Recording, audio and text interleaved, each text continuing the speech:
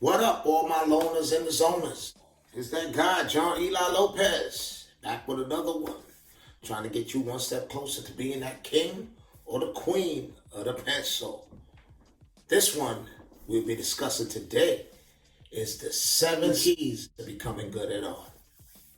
And we're going to dive right in. Today I'll be using a graphic pencil, 4B, back with my kneaded eraser.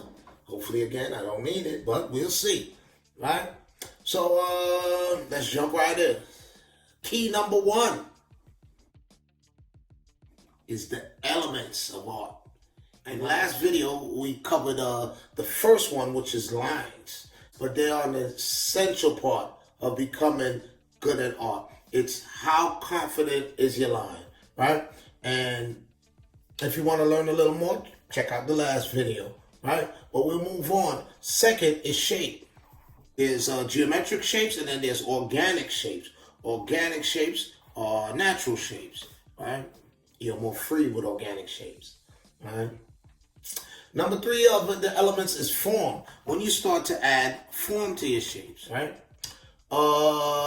Number 4 is texture. Texture. And say I'm just going to stick here with my circle theme. So I have 2 circles. All right. This one is craters. It's basically the moon, right? Craters alongside it. This one has a reflective surface. So that's where you're getting into texture, right? And I could go on now. This one, let's do another one here. This one could be kind of like a coconut, you know what I mean? Where it has fur on it, right? Number 5 on elements is space. How you utilize the space, right?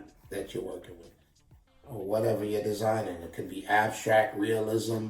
And number 6 would be color, right? And that leads us into, which will be number 2 on our list, is the color wheel.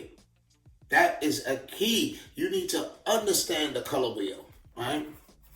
We're not going to get really deep into the color wheel. That'll be for another time. And complementary colors are the opposite colors of the color wheel. So say I'm going to use form as an example, right? So I have a red cube here, right? And this goes with painting, whatever material you're using, whatever paint, watercolor, acrylic. Complementary colors are used to complement the other color you're working with. Say I have something red. If I want the red to pop, you put your complementary color behind it, right? Now, if I want to add shadows to my cube here, I use the same complementary color.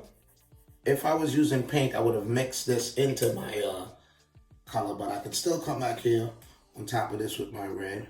But as for now, you definitely want to understand your complementary colors, right? We're going to move on to number 3 on our list, which will be light and shadow. You need to determine where the light source is. You definitely need to understand that. 3 heads come in here.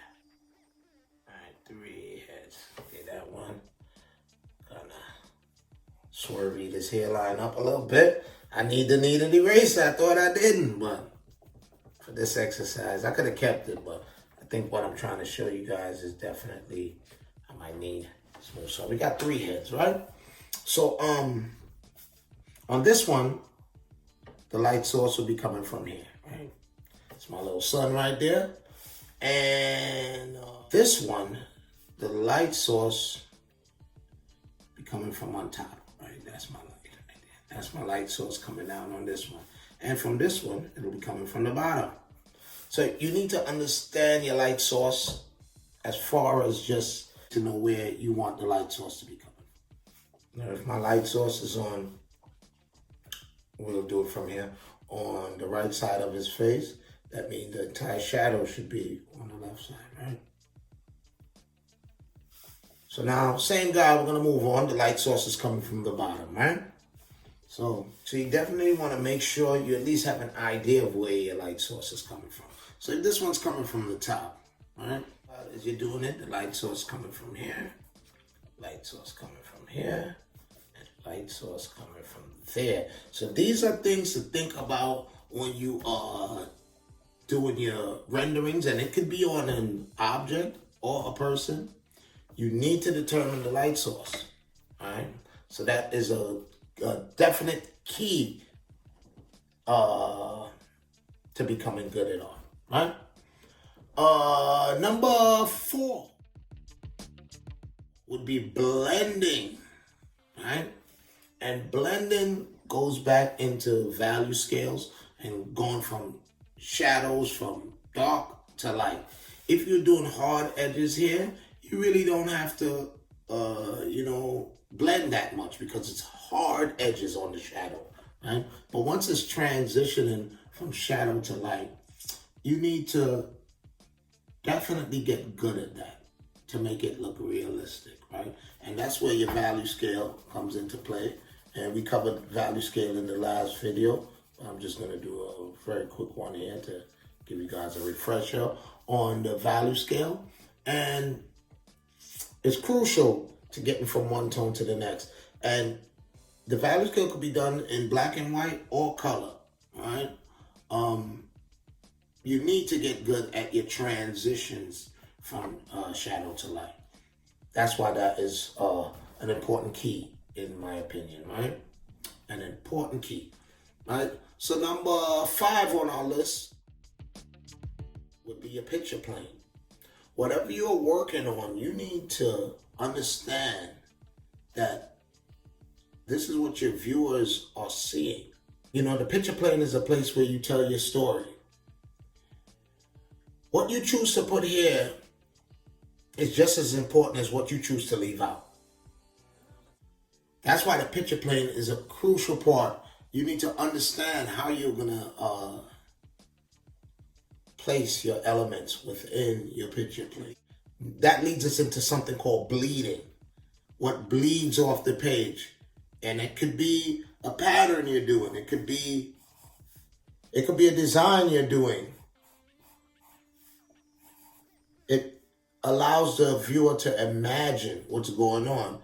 Say this person had a background here, a house, things going on behind here, right? If it goes off the page, right?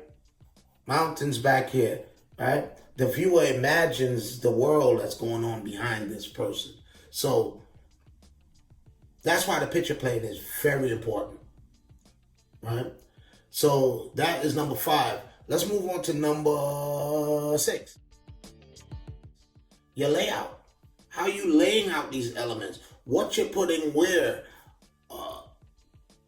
How do you use these elements in your picture plane? Where do you place them? And how do you place them?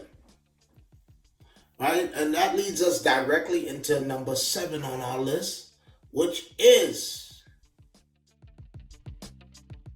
principles of art.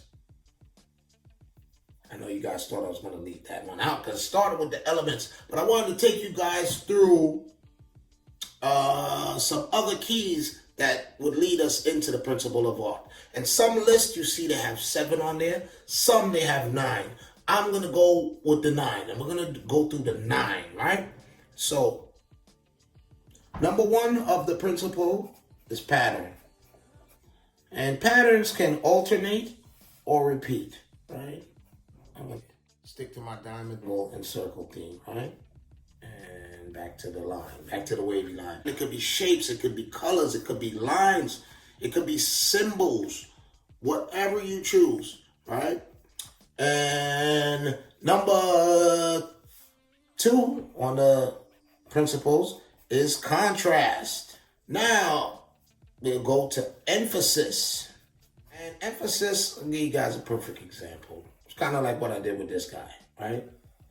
If you ever took a selfie, emphasis is on whoever's in the selfie. All right. The emphasis is on your focal point, whatever the focus you want to be on. Right. Number 4 on the elements, on the principles, is balance. You're working on your picture plane, whatever you're designing. Right. The invisible lines, I talked about that in my last video too, right? So I have something here, a design here. This whole space is empty. You want to either utilize your design in a balanced way. Some people, some artists find ways to do things asymmetrical, but you want to have balance within your design, or understanding what balance is, so then you can understand when you don't have it, right? So, number 5 will be scale. Different sizes of the same object or the same thing. Right? And harmony. All the parts form a coherent whole. So let's go into harmony, whole. And now we will go. Rhythm and movement could be color, it could be lines, it could be shapes. It guides your viewer wherever you want them to look at. Whatever you want them to focus on, you are in control of the rhythm and the movement of your design. Right? And number 8 would be unity. And that is all the parts, how they work together. Or the colors or the shapes. Are they complementing each other or distracting? You need to decide that, and you need to figure it out. And variety. That is number 9 on the principles of art. And I'm going to stick with my diamond theme. But I'm going to have a variety of tones, which takes me back to my value scale. That was the final one on the final key, which is the principle. So if you really utilize these 7 keys, this would elevate your art skills to next level movements, right? So once again, I hope you guys enjoyed this video. Do you think I left out any keys? Would you have added something? Whatever your thoughts are, did this help? I thank you guys for listening. Thanks for watching. Hit the subscribe button, hit the like, leave a comment. Much love to you guys. John Eli Lopez checking out. Till next time, be safe, my peoples.